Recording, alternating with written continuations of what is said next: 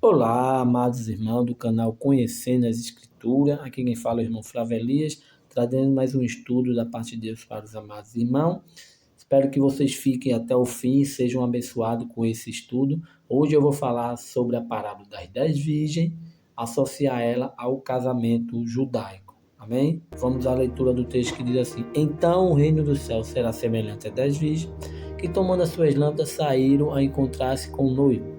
5 dentre elas eram nécias e 5 prudentes. As nécias, ao tomarem as suas lâmpadas, não levaram azeite consigo. No entanto, as prudentes, além das lâmpadas, levaram azeite nas vasilhas. E tardando o noivo, foram todas tomadas de sono e adormeceram. Mas à meia-noite ouviu-se um grito: Eis o noivo, sai ao seu encontro. Então se levantaram todas aquelas virgens e prepararam as suas lâmpadas. E as nécias disseram às prudentes: Dai-nos do vosso azeite, porque as nossas lâmpadas estão se apagando. Mas as prudentes responderam: Não, para que não nos falte a nós e a vós outros. Idem antes aos que os vendem e comprai-o. E saindo elas para comprar, chegou o noivo, e as que estavam apercebidas entraram com ele para as bodas, e fechou-se a porta. Mais tarde chegaram as virginessas, chamando: Senhor, Senhor, abre-nos a porta. Mas ele respondeu: Em verdade vos digo que não vos conheço. Vigiais, pois, porque não sabeis o dia e nem a hora. Amém, meus amados? Agora vamos aqui falar sobre o casamento judaico, associar, o casamento judaico à parábola das 10 virgens. No casamento judaico, existia um acordo com o pai do noivo e a casa do pai da noiva. E ali selava o matrimônio entre os filhos. Normalmente o noivo nem a noiva se viam, nem se conheciam um ao outro antes do noivado. A outra fase, que chamava Tenaim, eu não conheço muito o hebraico, viu, meus amados? Tenaim, que é a promessa do noivo. O noivo fazia um contrato de garantia para com a noiva, chamado Ketubá, anunciando tudo o que ele pretendia prover para a noiva. Esse documento era assinado na presença de 2 testemunhas. E aí era selado, a partir daí era selado, selado ali um noivado com eles. Então, ele pegava um copo de vinho para selar a aliança. O noivo pagava um preço, um valor para testar sua seriedade, e por fim o noivo fazia um discurso prometendo voltar para buscar a sua noiva. Nós vamos ver aqui, meus amados, que esse casamento judaico ele vai estar associado à vinda de Cristo. Muitas coisas vão estar associadas à vinda de Cristo aqui. Quando eu estiver aqui resumindo sobre esse casamento judaico, vocês vão entender, a interação que vai ter com Cristo e esse casamento. Então, nós vemos que ele vai fazer uma promessa, prometendo voltar para buscar a sua noiva, que é a terceira parte do casamento, que era o teu par. O noivo preparava um lugar para acolher a sua noiva, e trabalhava na preparação da nova casa. Normalmente era anexa à casa do pai, até que o pai entendesse que estava boa o suficiente para receber a noiva. O tempo de espera era normalmente de, no máximo, 2 anos. E nós vamos para a segunda fase da terceira parte, que era a espera da noiva.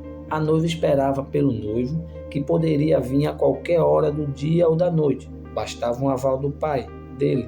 A noiva, enquanto isso, trabalhava preparando-se para o dia do consumar o casamento. Ela normalmente buscava restaurar todos os relacionamentos que estivessem abalados e mostrava-se para a família o quanto ela estava grata e feliz por ela ser escolhida, e ser preparada para aquele momento. E quando nós chegamos nessa terceira fase, do que era o quitel era o vestido nupcial. Quitel era um roupão branco, também usado durante a festa da Páscoa, que o noivo ia usar.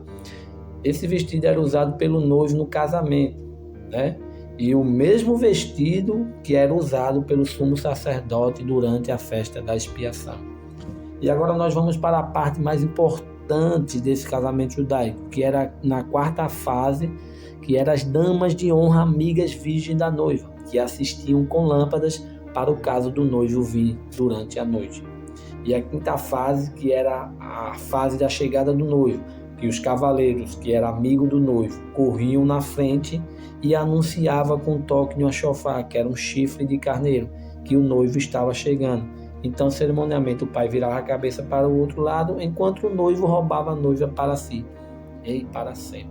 E aí havia ali o casamento, celebrava a festa de casamento, e na última fase, né, a sétima fase, que era do Kedushi, o copo do vinho compartilhado, né, e era uma das maiores alegrias do casamento judaico.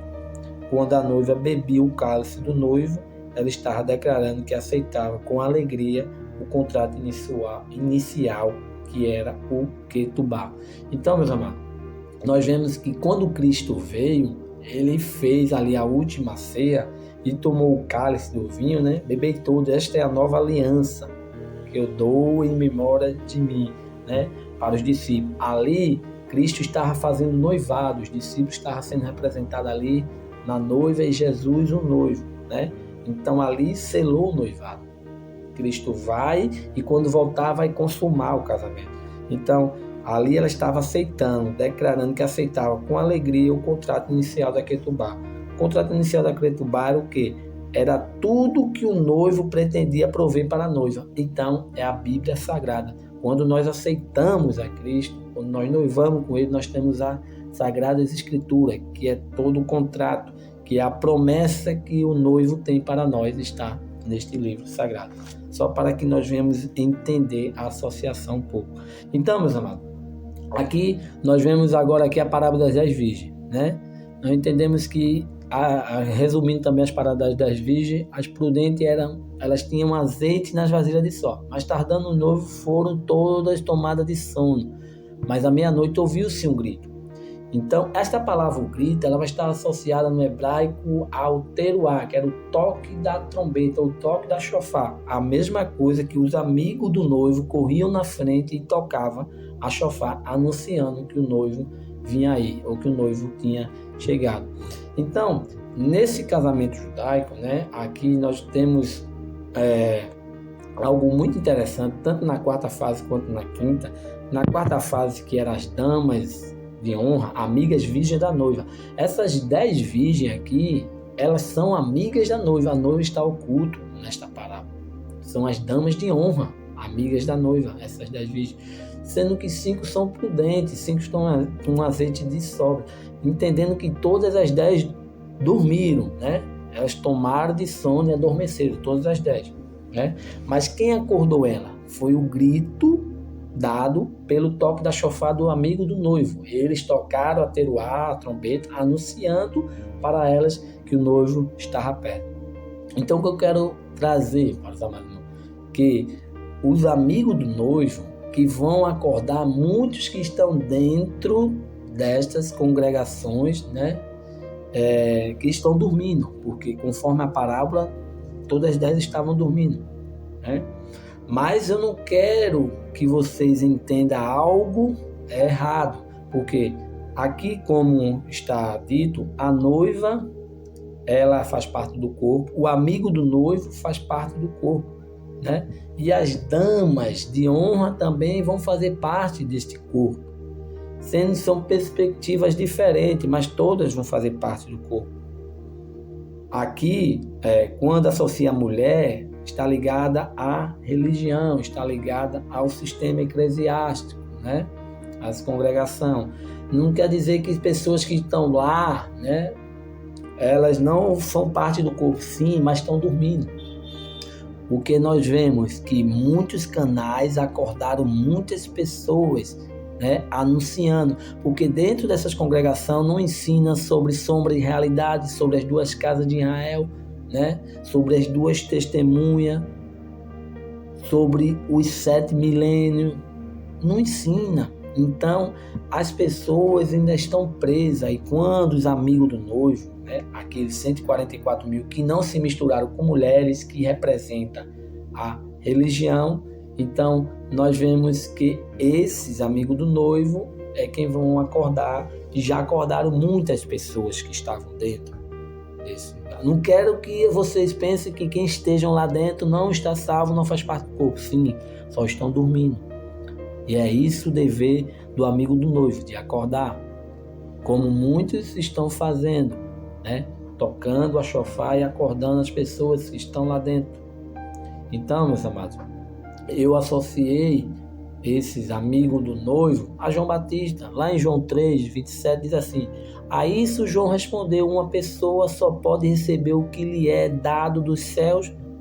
Vocês mesmos são testemunhas de que eu disse: eu não sou o Cristo, mas sou aquele que foi enviado adiante dele. A noiva pertence ao noivo, e o amigo que presta serviço ao noivo, que atende e ouve e enche-se de alegria quando ouve a voz do noivo. Esta é a minha alegria, que agora se completa. Então, João Batista, ele era amigo do noivo, né? Então, nós vemos João Batista como sendo amigo do noivo. O João Batista, qual foi, né, o ministério de João Batista? Anunciar a vinda de Cristo. E aqui em João 15:15 diz: não mais vos chamo de escravos, Jesus falando, né? Porque quando nós estávamos no mundo, nós éramos escravos do mundo. E agora nós era para ser servo, que a palavra escravo é servo. Servo de Cristo, escravo de Cristo. Mas ele diz: eu não chamo mais vocês de escravo, porque o escravo não tem sabido o que faz o seu senhor.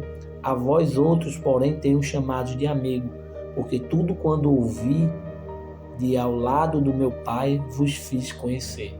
Então, meus amados, nós somos amigos do noivo. Nós temos que ser amigos do noivo. Muitos se preocupam com o sistema eclesiástico dentro de uma igreja, pensando que a salvação vai estar entre quatro paredes.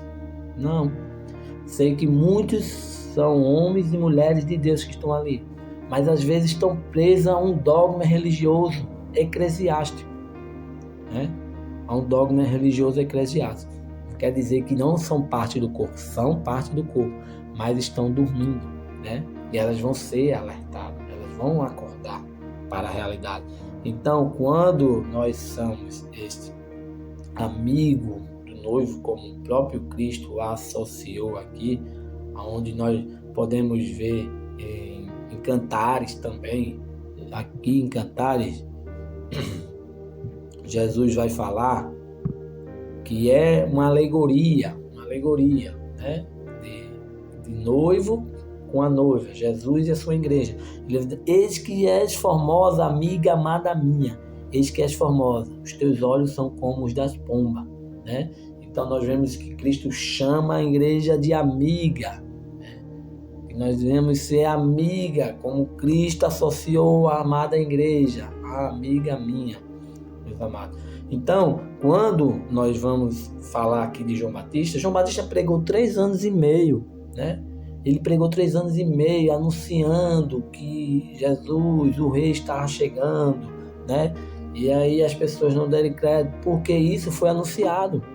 Quando nós vemos aqui Jesus falar de João Batista, ele pregando no deserto, ele fala assim, ó, em Mateus 3:1, diz aqui: naqueles dias surgiu João Batista, pregando no deserto da Judéia, e ele dizia: arrependei-vos, pois o reino do céu está próximo. Este é aquele que foi anunciado pelo profeta Isaías, voz do que clama no deserto: prepare o caminho para o Senhor, e façam veredas retas para ele. As roupas de João eram feitas de pelo de camelo, e ele usava um cinto de couro na cintura, e seu alimento era gafanhoto e mel silvestre. Então, meus amados, nós vemos que João Batista, né, ele pregava arrependimento, arrependam-se, porque o reino do céu está próximo. Ele já anunciava naquela época, mas era uma mensagem para as duas testemunhas, para a igreja, o corpo de Cristo no tempo do fim, né, associando essas coisas. Quando nós fomos aqui para Malaquias 4:4, né? Malaquias 4 diz assim: lembre-se da lei de Moisés, da lei do meu servo Moisés, dos decretos e das ordenanças que eu lhe dei em Horebe, para todo o povo de Israel. Veja, eu enviarei a vocês o profeta Elias, antes do grande e temível dia do Senhor. O que aqui nós vemos? Malaquias fala de coisas cíclicas que Deus deixou para a humanidade, em vários duplos comprimentos. O grande e temível dia do Senhor é o tempo do fim, meus amados. Isso está associado para as duas testemunhas do tempo, mais aconteceu no tempo de João Batista. Ele era o Elias, que o próprio Cristo disse: o Elias anunciado, ele já veio. E esse era João Batista, porque ele estava, né? Ele foi enviado para quê? Para anunciar, né, o caminho do rei.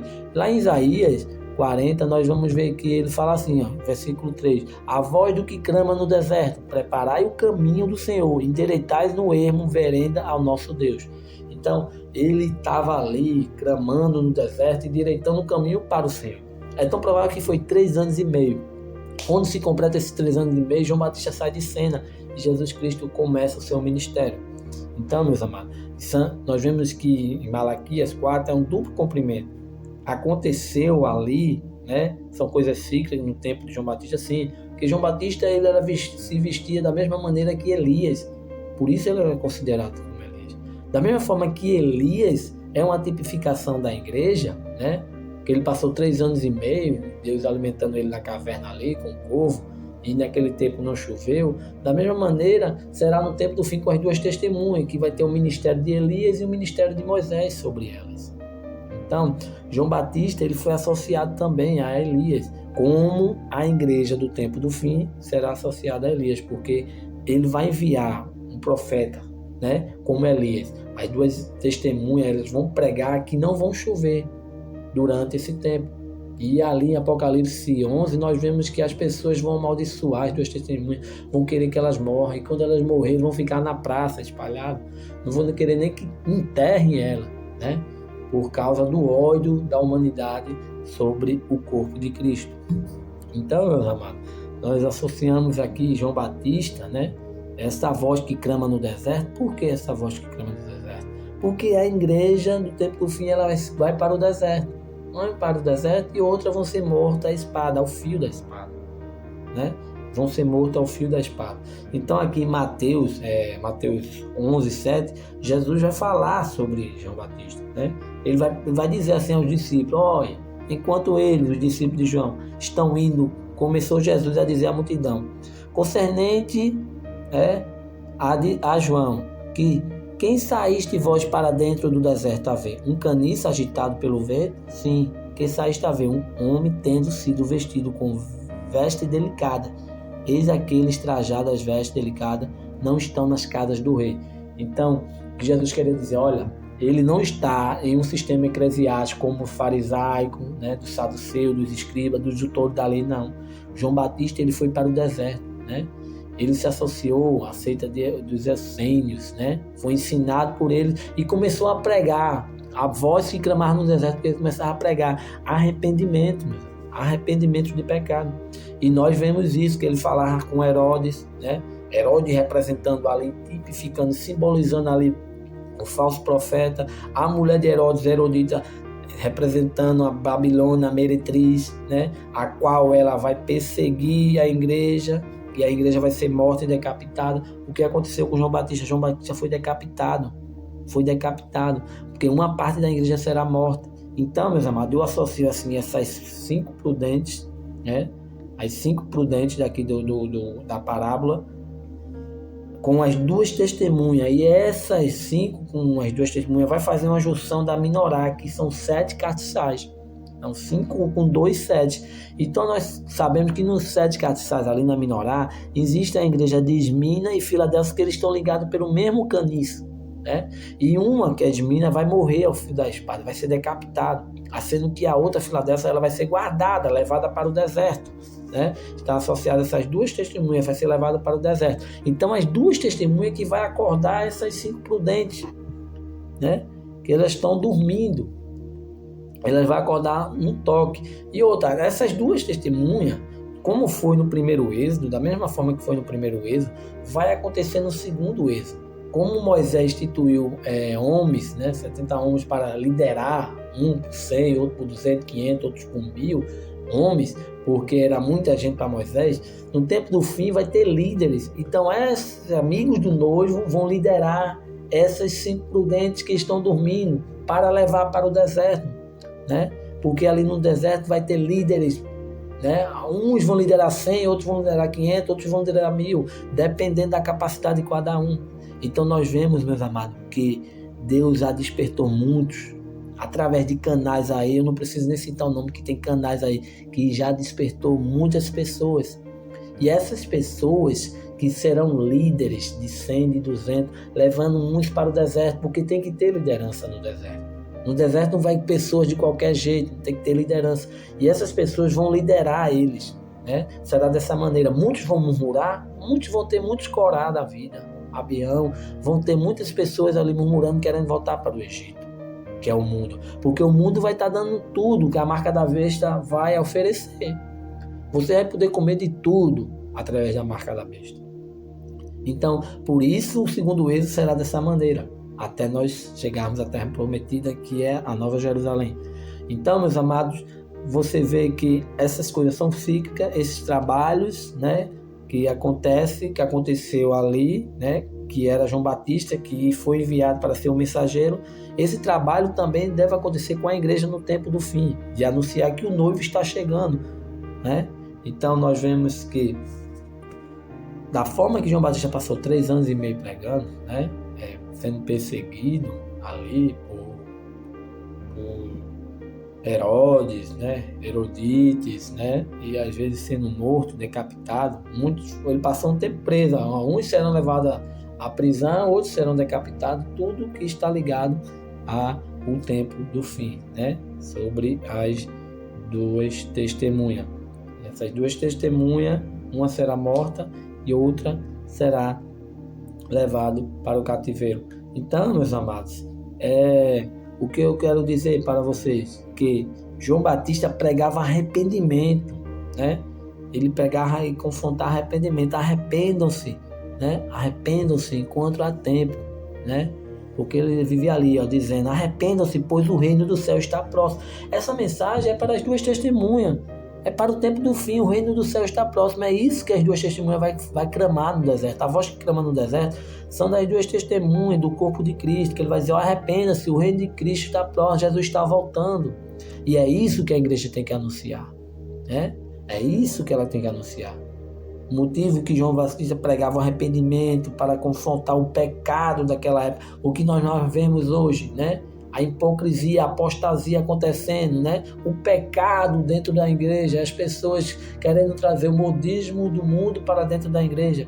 Então, a gente tem que ser João Batista do século XXI, né? Nós vemos aí como é que está o evangelho, né? O evangelho agora, Deus é amor de toda maneira quer viver o evangelho. Mas nós devemos confrontar o pecado, como João Batista confrontou, mesmo não temendo a morte, meus amados. E aí ele dizendo que o reino de Deus estava próximo, porque naquela época o reino de Deus era Cristo. Cristo é o reino de Deus, que estava ali no meio dele. E nós estamos anunciando que Cristo vai voltar, que o reino de Deus está próximo, que é a volta de Cristo.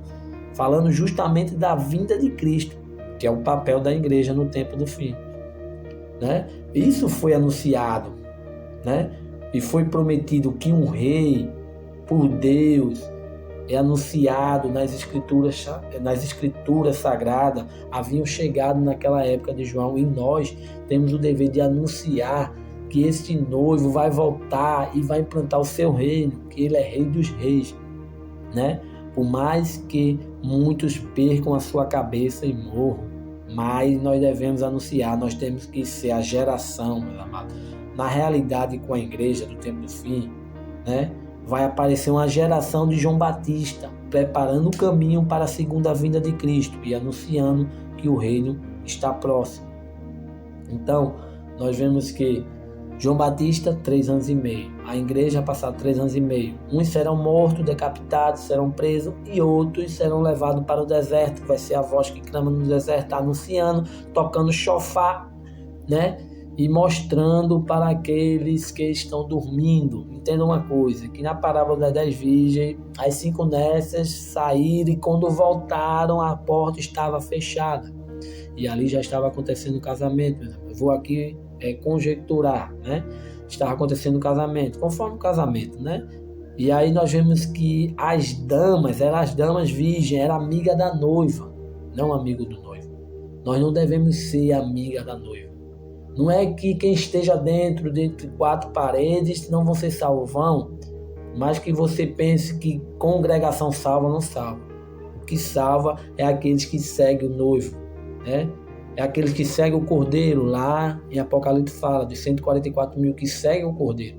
Aí muitos ficam presos a um sistema eclesiástico, a dogmas religiosos, e aí a salvação não está aí. A salvação não está entre quatro paredes. A salvação é a sua intimidade, é você e Cristo, você e Deus, conexão com o alto. Sim, devemos congregar? Sim, devemos. Não devemos de deixar, porque congregar é de Deus, nós devemos se unir, né? 1, 2, 3, reunião, o corpo tem que estar unido, boca, braço, perna, ouvido, todos têm que estar unidos. Você não consegue viver só, o braço não consegue viver longe do corpo, não, a perna não consegue, ela vai morrer, uma hora ou outra ela vai morrer. Então, nós devemos estar juntos, mas nós não devemos se associar ao sistema eclesiástico, mas sim a palavra. Ele deixou a ketubá, que é o contrato inicial desse noivado, para que nós, a partir dessa ketubá, nós venhamos ter o quê? O livre acesso para a consumação do casamento final. E é isso que o amigo do noivo faz. Além dele conhecer o contrato, que ele foi assinado na presença de duas testemunhas, né? Que essas duas testemunhas estão associadas ao tempo do fim. Ela que vai acordar as 5 prudentes, né? Acordar as 10, mas as nécias, ela se preocupava mais em ser amiga da noiva. E quando chega lá, eu olho que o noivo e a noiva já estão no altar, meus amados. E quando ela vem dizer, deixa eu entrar, e quem está ali é o amigo do noivo na porta, com a lista de convidados, que eu creio que é o livro da vida. E quando eles olham para a lista de convidados, seu nome não está aqui. Apartai-vos de mim, que eu não vos conheço, porque seu nome não está na lista. Então, Senhor, profetizei no teu nome, fiz isso, expulsei demônio no teu nome. Sim, foi tudo no meu nome. Você se preocupou mais com as coisas da noiva do que as coisas do noivo. E o noivo é mais importante para a nossa vida. Que nós venhamos ser amigos do noivo, como João Batista foi. E não viveu preso a um sistema farisaico. E vivia clamando no deserto, a voz que clama no deserto. Arrependam-se, o reino dos céus está próximo. E esta é a geração de João Batista do século 21 que tem que anunciar nesses últimos 10 anos que o reino do céu está próximo. Espero que vocês tenham entendido, tenham gostado desse estudo. Compartilhe o vídeo para que muitos venham entender. E deixe seu like. Comentem muito, deixe acréscimo. Em nome de Jesus, eu agradeço.